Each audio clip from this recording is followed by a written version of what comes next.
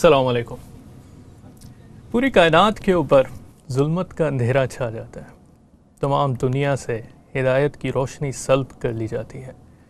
دنیا اندھیروں کے اندر بھٹک رہی ہوتی ہے کہ فاران کی چوٹیوں کے اوپر ایک نسخہ کیمیا اللہ تعالیٰ کی رحمت جوش میں آتی ہے. روح الامین کے ذریعے سے اس دنیا کے لیے قیامت تک کی ہدایت بھیج دی جاتی ہے. فاران کی چوٹیوں سے حضور اکرم صلی اللہ علیہ وسلم وہ نسخہ کیمیا لے کے اترتے ہیں جو تمام انسانیت کے لیے ہدایت اور رہنمائی کا سرچشمہ ہے.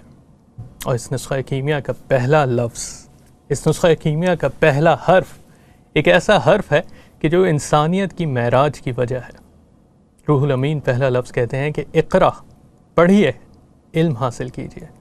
علم کہ جس نے انسان کو فرشتوں کے اوپر فضیلت دی، علم کہ جس کو انسان کو پوری کائنات کی تمام مخلوقات کے اوپر فضیلت عطا کی. ناظرین کرام، یہ زندگی کے اس ایپیسوڈ کے اندر میری بے انتہا خوش قسمتی اور ہم سب کی خوش قسمتی جو آج اسکرین کے ذریعے سے ہمارے مہمان کو دیکھیں گے کہ ہمارے ساتھ ایک ایسی شخصیت موجود ہے کہ جس نے علم کی دنیا کے اندر اپنے جھنڈے گاڑے ہیں. علم نہ صرف یہ کہ حاصل کرنے کی دنیا کے اندر بلکہ معلومات عامہ.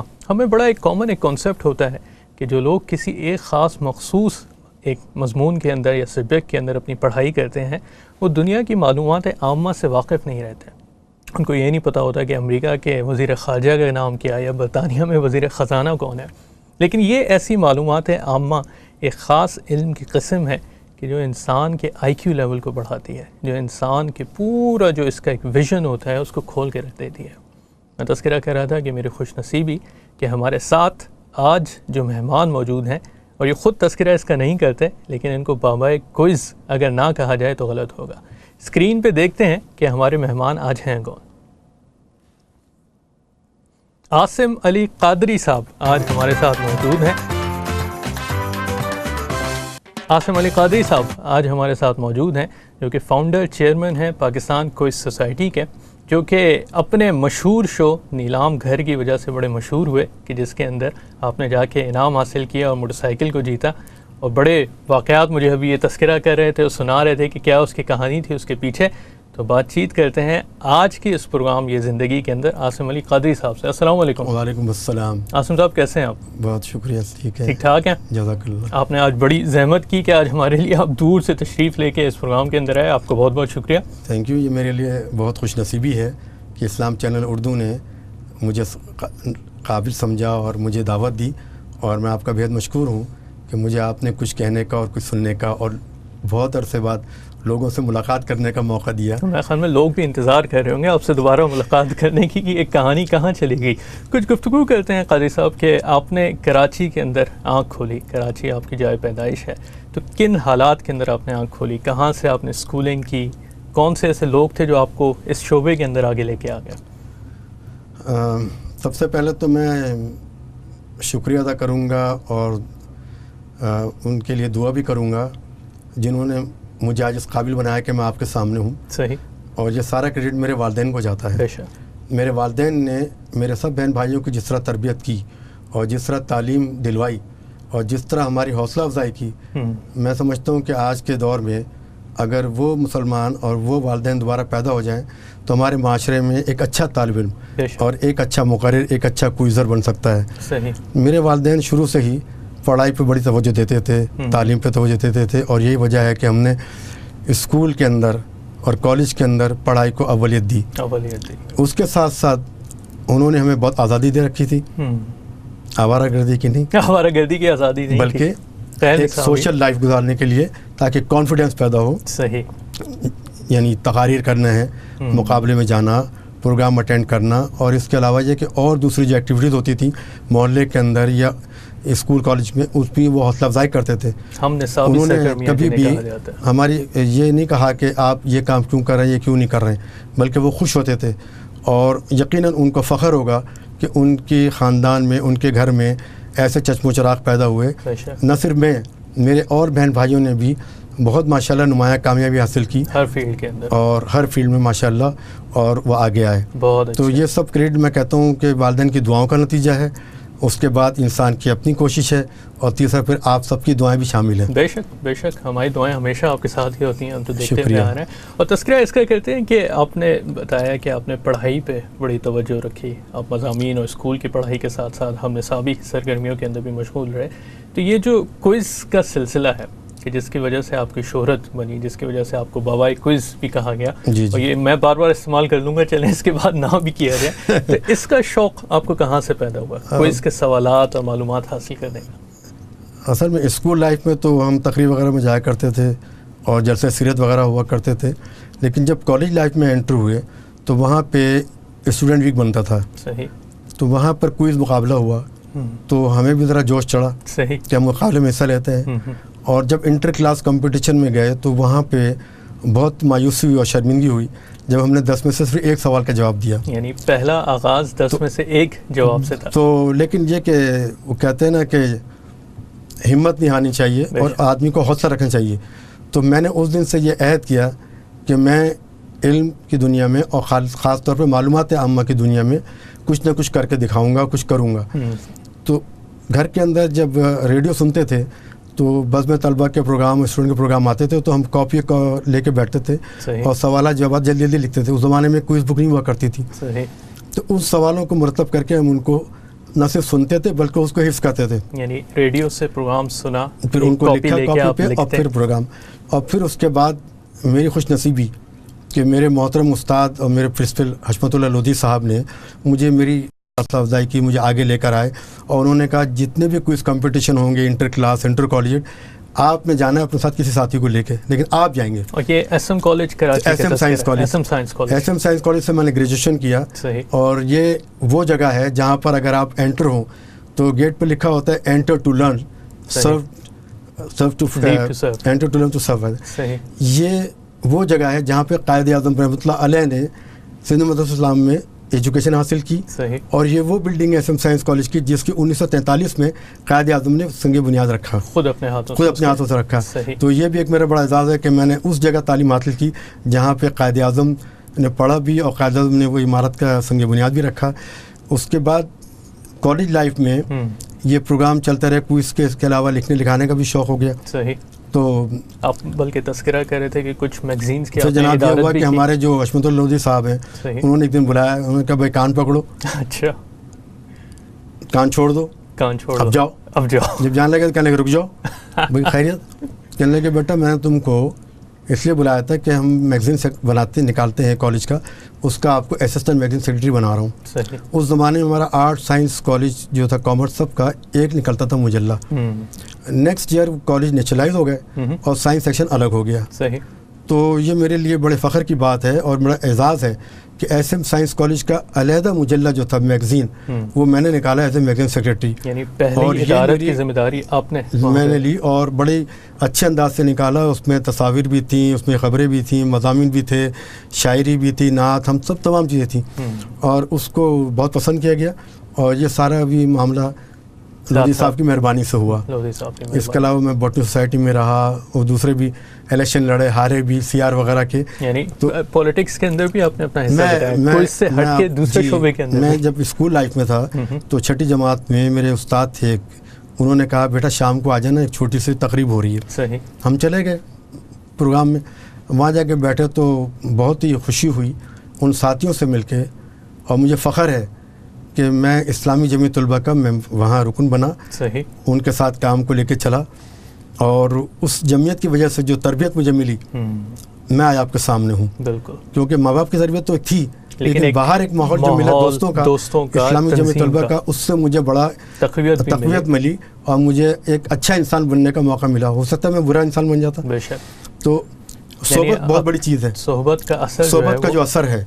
تو جب میں کالج لائف میں آیا تو وہاں بھی اسلامی جمعیت طلبہ کے ساتھ کام کرتے رہے اور مقابلوں میں حصہ لیا، الیکشن میں حصہ لیا، ریلی بھی نکالی اور جو بھی وہاں پہ جلوسوں میں بھی جاتے رہے. تو اس طرح یہ سارا سلسلہ چلتا رہا. صحیح. تو قاضی صاحب ایک تذکرہ تھوڑا سا ہٹ کے اگر ہم کریں کہ 1970 کے پاکستان آپ نے دیکھا، 1970 کی دہائی کے اندر آپ نے کالج کا گزارا اور یہ جو تمام مراحل کا آپ تذکرہ کر رہے ہیں، تو کیا ایسے حالات ہیں کہ جو آپ دیکھتے ہیں کہ وہ ایک ایسی دہائی تھی کہ جس میں کئی چیزیں ایک ساتھ ہوئیں؟ ایک بھٹو صاحب کا بھی عروج و زوال ہوا، کچھ تحریکیں بھی چلیں، نظام مصطفیٰ کی بڑی مشہور زمانے میں تحریک چلی. تو کیا لوگوں میں اس وقت چیزیں تھیں جو آج نہیں ہیں، کہ جو اس دہائی کے اندر اتنی چیزیں ایک ساتھ اس ملک میں ہوئیں؟ میں ذرا سا پیچھے جاؤں گا کیونکہ میں اس وقت میٹرک میں تھا. صحیح. اور اسکول سے چھٹی ہو گئی، گھر آئے، بستر رکھا. اب والدہ سے کہا ہم ابھی آ رہے ہیں، ذرا ریڈیو پاکستان جا رہے ہیں، ریڈیو سننے جا رہے ہیں. باہر دکان میں، اسکول گھر میں ریڈیو تھا نہیں. صحیح. وہاں ہم نے ایوب خان کی تقریر سنی. معلوم یہ ہوا کہ پاکستان پہ لاہور انڈیا نے حملہ کر دیا ہے 1965 کی جنگ. تو مجھے وہاں سے اندازہ ہوا کہ ہمارا ملک دشمن کے اس میں ہے اور ہمارا ملک کہاں پہ کھڑا ہے. صحیح. تو جو آگے بڑھتے گئے، ملک ترقی کرتا گیا. ایوب خان نے بڑی ترقی کی، بہت کوشش کی. لیکن 70 میں آ کے جو معاملات ہوئے اس میں جو ایک تمام پارٹیوں کا ایک پلیٹ فارم بنا، وہ بھی مجھے یاد ہے. میں نے اس میں الیکشن میں بھی بہت کام کیا. جماعت اسلامی کا میں بڑا فین تھا. ایک تذکرہ چلتا رہا. بالکل. میں نے ان کے کیمپس بھی اٹینڈ کیے، ان کی ووٹنگ کے لیے بھی کام کیا، ان کے پولنگ بوتھ اور پولنگ سب، یعنی جو سارے معاملات مصروف آپ نے تو زندگی جماعت اسلامی سے میں منسلک مطلب رفیق رہا، حامی رہا. لیکن میرے جو چھوٹے بھائی تھے وہ ماشاءاللہ رکن شورا بھی رہے، معظم قادری، محتشم قادری. یعنی اس کے ساتھ ساتھ پولیٹکس بھی چلتا رہا، پڑھائی بھی چلتی رہی. تو بڑی مگن زندگی. اس میں 70 کے بعد پھر یہ ہوا کہ بہت تکلیف ہوئی، اور یہ بڑا آج تک افسوس اس بات کا ہے کہ ہم ایک قوم نہیں رہ سکے اور ہماری 2 قومیں بن گئیں. East Pakistan, West Pakistan. اگر آج ایک ہوتا تو میں سمجھتا ہوں دنیا کی بہت بڑی طاقت ہوتی، اسلامی طاقت.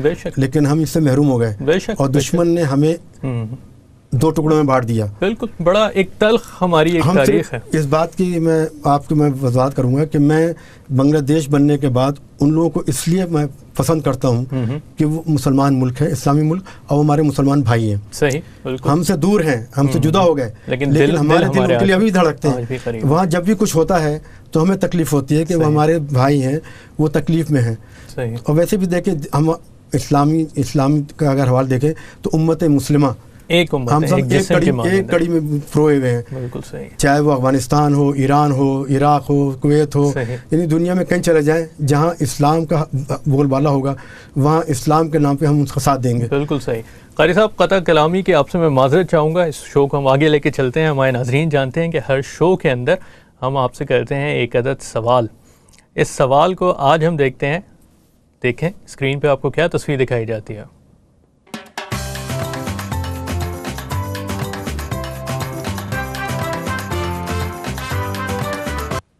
ہمیشہ کی طرح آپ نے اسکرین کے اوپر ایک اور پہاڑ کی تصویر دیکھی. ایک پہاڑ جو کہ برف سے اس وقت ڈھکا ہوا ہے. اسکرین پہ اس وقت آپ کو دوبارہ نظر آ رہی ہوگی.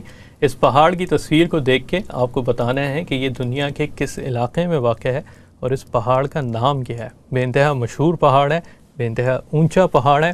اس سے زیادہ میں اصل میں ہنٹس نہیں دیتا، میں آپ لوگ پہچان جائیں گے کہ یہ پہاڑ کون سا ہے. لیکن اگر اس کا آپ ہمیں جواب دینا چاہیں، ہمارے اسکرین کے اوپر جو نمبر چل رہا ہے اس کے اوپر کال کر کے اس کا آپ جواب دے سکتے ہیں. قادری صاحب ہمارے ساتھ موجود ہیں، ان سے گفتگو بھی کر سکتے ہیں، ان سے سوال بھی پوچھ سکتے ہیں. کوئی اس کی دنیا سے ان کا تعلق ہے تو میرے خیال میں آپ بھی ان سے سوال پوچھیں تو ہم سنتے ہیں کہ کیا اس کے جوابات ہوتے ہیں. کوئی اس پہ بات کریں قادری صاحب دوبارہ، تو میرے خیال میں آپ کی وجہ شہرت جو ایک بڑی بنی وہ نیلام گھر کا ایک شو بنا. جی میں اس سے پہلے بھی شیشے گھر میں انعام جیت چکا ہوں. اس سے پہلے شیشہ گھر کے اندر بھی آپ نے شیشے گھر میں. اس کے بعد یہ ہوا کہ جب نیلام گھر شروع ہوا تو 3-4 پروگرام آ چکے تھے اور موٹر سائیکل نہیں جا رہی تھی. اچھا. اور میرے جو دوست ساتھی تھے وہ پروگرام میں جا رہے تھے اور مختلف انعامات جیت کے لا رہے تھے. صحیح. تو پھر انہوں نے کہا کہ اب آپ ٹرائی کیجئے. صحیح. آپ بھی آزمائیے قسمت کو. اور یہ دسمبر 1975 کا ذکر ہے. 19 نومبر 1975 کو ریکارڈنگ ہوئی تھی. صحیح. اور 2 دسمبر 1975 کو ٹیلی کاسٹ ہوا تھا. صحیح. تو جب اس پروگرام میں بیٹھے جا کے تو 5-6 دوست ہمارے موجود تھے وہاں ہال کے اندر اور طارق عزیز سب سوالات کر رہے تھے. تو وہ میرے پاس بھی آیا اور کہہ رہے میں آپ سے سوال کر لوں. میں نے کہا پوچھیے. صحیح. میں نے 2 سوال یا 3 سوال کے جواب دیا. میں مرحلے میں چلا گیا. اگلے مرحلے میں وہ اس زمانے میں ڈائریکٹ مرحلہ تھا. صحیح. موٹر سائیکل کا. وہاں چلے گئے اور اس وقت ہمارے جو بہت معزز اداکار ہیں قوی صاحب وہ مہمان تھے. وہ اس پروگرام میں بیٹھے ہوئے تھے. وہاں جا کے 2 اور کمپٹیٹر آئے ساتھ میں. پھر بولی لگنی شروع ہوئی. تو اب بولی اتنی کم تھی کہ وہ طارق عزیز پریشان تھا کہ کیا ہو رہا ہے. ہمیشہ تو بولی زیادہ جاتی تھی اور گاڑی جاتی نہیں تھی. تو میں نے اندازہ یہ کیا کہ وہ جو بیٹھے تھے ساتھی شاید وہ کمپٹیشن کرنا نہیں چاہتے تھے, تیاری نہیں تھی وغیرہ وغیرہ. تو بہرحال بولی مجھ پہ رکی, پروگرام شروع ہوا, سوالات کے جواب دینے شروع کیے. کچھ سوال نہیں آتے تھے, کچھ سوال آتے تھے, تالیاں بجنی شروع ہو گئیں اور کامیابی کی منزل نظر آ رہی تھی سامنے, ایک ایک کر اور کے ہمت آپ آگے بڑھتی جا رہی تھی, حوصلہ ہوتا جا رہا تھا. تو دیکھتے دیکھتے ایسا ہوا کہ وہ سوالات پورے ہو گئے اور انہوں نے کہا آپ نے تو انعام جیت لیا. کاواساکی کی موٹر سائیکل پاکستان کی سب سے پہلی موٹر سائیکل تھی, سب سے پہلا انعام اور سب سے بڑا اس زمانے میں ایشیا کا انعام تھا جو میں نے جیتا. قاری صاحب دوبارہ قطع کلامی کی معذرت چاہوں گا, ہمارے ساتھ ایک کالر موجود ہیں, لوگ آپ سے میرے خیال میں بات کرنا چاہ رہے ہوں گے. السلام علیکم. جی السلام علیکم. وعلیکم السلام. میری بہن کیسے ہیں آپ, ٹھیک ٹھاک ہیں؟ جی ٹھیک ہے, شکر اللہ کا. بات کریں, آپ قادری صاحب سے سوال کرنا چاہیں گے آپ؟ جی یہ کوہ ہمالیہ کا پہاڑ ہے, یہ جی کوہ ہمالیہ کا پہاڑ ہے. آپ کی آواز کلیئر نہیں آ رہی. جی کوہ ہمالیہ, کوہ ہمالیہ کا پہاڑ ہے, بالکل صحیح, آپ نے اس کو پہچانا, لیکن اس کا ایک بڑا مخصوص نام ہے. اس کا نام معلوم ہے آپ کو؟ اور میرے خیال میں میری آواز گھوم کے مجھ تک دوبارہ آ رہی ہے. جو بھی ہمیں کال کریں, میری گزارش ہوگی کہ اپنے ٹی وی کا والیوم ضرور آہستہ کر لیں تاکہ میری آواز آپ تک کلیئر آ سکے. میرے خیال میں ہمارے کالرز جو بھی ہمیں کال کریں اس بات کا ضرور خیال رکھیں کہ کال کرنے سے پہلے اپنے ٹی وی کا والیوم آہستہ کر لیں, کہ جس کے ذریعے سے میری آواز آپ تک بالکل کلیئر پہنچ سکے اور آپ کی آواز ہم تک پہنچ سکے. ورنہ میں ٹی وی پہ شو کر کے اپنے آپ کو ہی ٹی وی پہ سنتا رہتا ہوں, جس کا اتنا مزہ نہیں آتا. ہماری بہن نے جواب دیا کوہ ہمالیہ کا یہ پہاڑ ہے. چلیں 50% ان کا جواب ہم صحیح جان لیتے ہیں, لیکن اس پہاڑ کا نام کیا ہے, اس پہاڑ کا نام اور اس کی جو لوکیشن ہے, جس جگہ پہ یہ واقع ہے, یہ جواب ابھی بھی باقی ہے. اور آپ میں سے جو بھی یہ چینل دیکھ رہے ہیں, کال کر کے ہمیں جواب دیجئے, فیس بک پہ جا کے ہمارے پیج پہ اس کا جواب دیجئے. اور اگر آپ اسلام چینل اردو ٹی وی کے اوپر, اس ویب سائٹ کے اوپر اگر آپ دیکھ رہے ہیں تو ویب سائٹ پہ بھی رابطہ کر کے اس کا جواب آپ دے سکتے ہیں.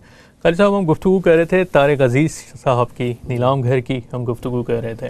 اس کے بعد آپ مجھے بتا رہے تھے کہ بڑے عجیب و غریب کچھ حالات ہوئے کہ آپ بائک لے کے وہاں سے چلے اور پھر آگے کیا ہوا؟ اس کے وقت یہ ہوا کہ جب موٹر سائیکل جیت لی, باہر آ کے طارق عزیز صاحب نے کہا کک لگائی آپ. اچھا. ہم نے کک لگائی, موٹر سائیکل چلانی آتی نہیں تھی. تو میرے ایک دوست تھے جاوید رضا صاحب, صحیح, انہوں نے وہ موٹر سائیکل چلائی, ہم پیچھے بیٹھ گئے.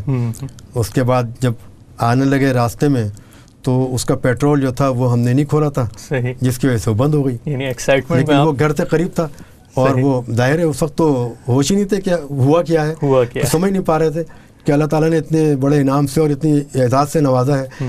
تو بس وہ گھر پہنچے, گھر پہنچ کے خاموشی سے لا کے ہم نے کھڑی کر دی. تو آواز تو تھی نہیں. جب گھر میں پہنچے تو ان کا بھائی کیا ہوا, ہم نے کہا آئیے ہم دکھاتے ہیں کیا ہوا کیا. جب دکھایا, والد صاحب وہاں موجود تھے اور سب بہن بھائی بڑے خوش ہوئے, اور اتنی دیر میں محلے میں بہت جلدی خوشخبری پھیل گئی, خبر پھیل گئی, اور پھر جمع ہو گئے.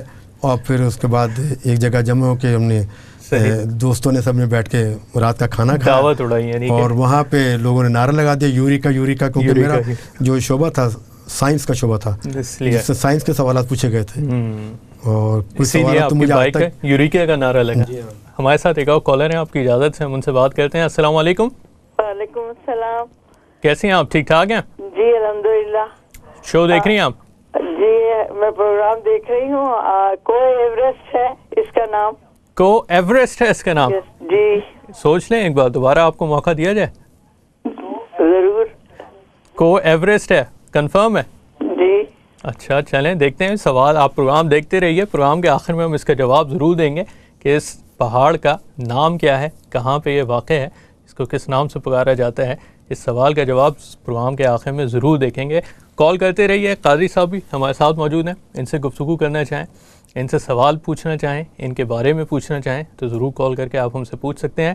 لیکن اس سے پہلے جیسا کہ ہمارے ناظرین جانتے ہیں, اس پروگرام کے اگلے سیگمنٹ کو ہم دیکھتے ہیں جو ہے آج کی خبر. تو دیکھتے ہیں کہ ہماری آج کی خبر کیا ہے.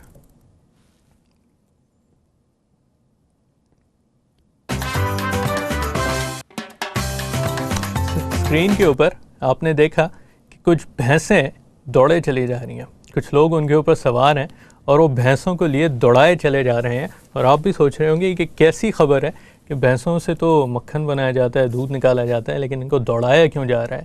تو اس کا جواب یہ ہے کہ تھائی لینڈ کے ایک صوبے کے اندر ہر سال میلے کے طور کے اوپر بھینسوں کی ریس منعقد کی جاتی ہے. اس سال کی ریس 23 اکتوبر کو جو منائے گی, جو آپ خبروں کے اندر دیکھ رہے ہیں, مختلف بھینسوں کو سجا کے دوڑایا گیا ان کو پورے تیاری کے ساتھ اس ریس کے اندر شامل کیا گیا. سب سے مضبوط اور طاقتور بھینسیں نے اس ریس کو جیت لیا. یہ تھی ہماری آج کی خبر. کوئی جو لوگ ہمارے تھائی لینڈ سے دیکھ رہے ہوں یا تھائی لینڈ اگر آپ کا کبھی جانا ہوا تو جا کے وہاں پہ آپ نے دیکھا ہو اور اس کو اگر دیکھنا چاہیں تو اس بھینسوں کی ریس کو ضرور آپ دیکھ سکتے ہیں. ناظرین اکرام، عاصم علی قادری صاحب ہمارے ساتھ موجود ہیں. پروگرام کا سلسلہ ہم جاری رکھیں گے. ایک لیتے ہیں چھوٹی سی بریک اور اس کے بعد آپ کے ساتھ دوبارہ ہم لوگ اسکرین کے اوپر شامل ہوں گے. اس بریک کے بعد آپ کے پاس حاضر ہوتے ہیں.